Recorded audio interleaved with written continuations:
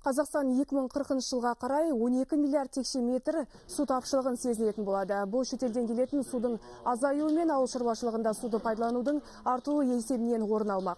Сондықтан халықты үнемдеуге үйрету мақсатында тариф құнын біртіндеп көтеру көзделген. Өйткені қазақстандықтар тіршілік көзін ысырап қылуды доғармай келеді дейді қоршаған орта және су ресурстары министрі Нұрлан Қаппаров.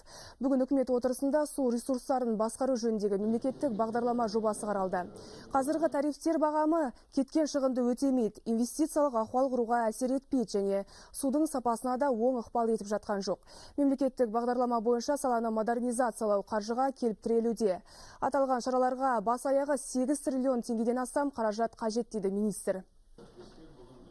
Сол 8 триллионның ішінде 5,2 триллион теңге ол бюджеттің ақшасы. Және қалғаны ол жеке инвестициялар. Сондықтан осы бағдарламаны жақсы енгізсек, сонда біздің болашақта судың проблемаларын көрмейміз. В соответствии с поручением главы государства. Мемлекет басшысының тапсырмасымен біз стратегиялық маңызы бар сумен қамту, су ресурстарын пайдалану мәселелерін шешуге кірістік. Арнайы бағдарлама құрылды. Бұл өз кезегінде мемлекеттік жекеменшік серіктестігін құруға, инвестиция тартуға септігін тигізеді.